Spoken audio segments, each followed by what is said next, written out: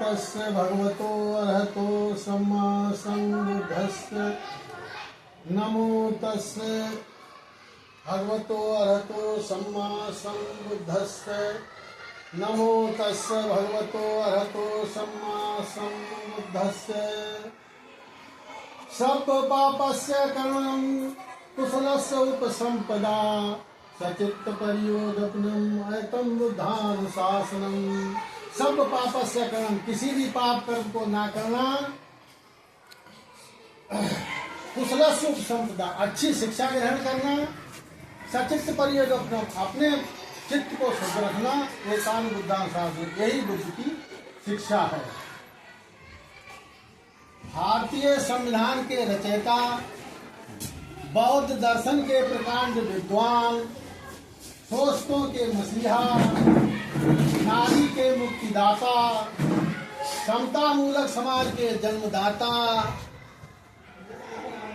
मानवता के पुजारी, संसार के 6 सर्वोच्च आला विद्वानों से एक, स्वतंत्र भारत के प्रथम कानून मंत्री, परम पूज्य विश्व रत्न महामानव बोधसत्व बाबा साहब डॉक्टर भीमराव अम्बेडकर, माता सावित्रीबाई फुले, शिक्षा का अलख जगाने वाले महात्मा ज्योतिबा फुले, माता सावित्रीबाई फुले, संत गाड़गे कविता, जिनसे मिला देश को एक नया विधान, जिन्होंने दी भारत को एक नई पहचान, जिन्होंने रचा देश का संविधान, वो है बाबा साहब अम्बेडकर महान।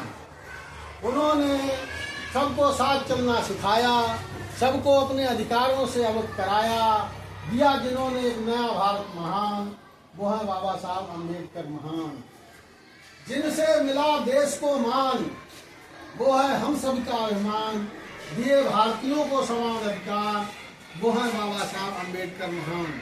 बाबा साहब भीमराव अम्बेडकर ने किसी एक जाति या समूह के लिए कार्य नहीं किया। जिसे भरोसा नहीं वो संविधान पढ़े। बाबा साहब ने कहा था कि मेरे जाने के बाद ये मत समझना कि मैं मर गया हूँ, जब तक संविधान जिंदा है मैं जिंदा हूँ। बस संविधान को मत मरने देना। संविधान सभा के 11 सत्र और 165 बैठकें हुई। संविधान सभा ने संविधान का निर्माण कार्य 2 वर्ष 11 माह 18 दिन में पूरा किया। संविधान सभा ने संविधान को 26 नवंबर 1950 संविधान दिवस को अंगीकृत किया, जो 26 जनवरी 1950 गणतंत्र दिवस को लागू हुआ।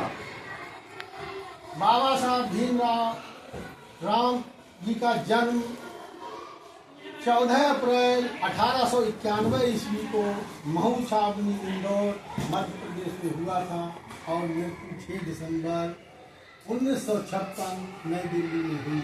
उनके पिता का नाम रामजी राव और माता का नाम भीमाबाई था। पत्नी का नाम रमाबाई अम्बेडकर और बाद में दूसरी पत्नी का नाम सविताबाई पंडित थी। कबीर इनकी शारदा कबीर नाम शारदा कबीर डॉक्टर शारदा कबीर। तो अब इनकी शिक्षा BA, MA, PhD, LLB, MSc, DSc, उनका नारा था संगठित रहो, शिक्षित करो, संगठित करो, संघर्ष करो। शिक्षा वो शेरनी का दूध है, जो पिएगा वो दहाड़ेगा। संत गाड़गे कहते थे कि यदि पैसे की तंगी है, यदि पैसे की तंगी है, घर में थाली नहीं है, तो हाथ पर रख कर खाओ।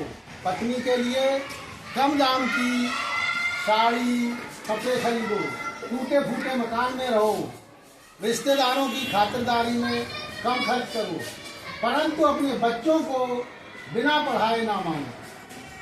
वो कई रंग का कपड़ा जोड़कर पहनते थे। तो किसी ने पूछा कि बाबा आप ऐसा क्यों करते हैं? तो उन्होंने कहा कि हमारा समाज बिखरा हुआ है, जैसे हमने कई तरह कपड़ा जोड़कर बना लिया है पहनने लायक, ऐसे ही हमारा समाज अगर जुड़ जाए तो विकास कर सकता है, तरक्की कर सकता है। बाबा साहब ने भी कहा था अम्बेडकर ने कि संगठित रहो, किंतु हमारे समाज ने 29 लाख संगठन बना दिए। जुड़ने की जगह हम लोग टुकड़ों में बट गए। इन्हीं 29 लाख संगठनों को एक करने के लिए समर संघ बना है। तो सभी लोग समर संघ में जुड़ जाओ। समर क्या है? ये वही समर खुद कह रहा है, मैं समर संघ हूँ, वही जिसने सिद्धांत गौतम को मेरे विनय ना पालन करने के अपराध में देश से बाहर जाने का आदेश पारित किया था। मैं वही समर संघ हूँ जो हर 7वें दिन संघ पाठ बहुल करता था, जिसके साथ परिहार विनय की चर्चा भगवान बुद्ध ने की थी भाष्यकार से। मैं वही समर संघ हूँ जिसके बहु विनय पिटक में है। मैं वही समर संघ हूँ जिसका इतिहास त्रिपिटक में है। मैं वही समर संघ हूँ जो भारत के संविधान में है, जिससे भारत गणराज्य संघ बना।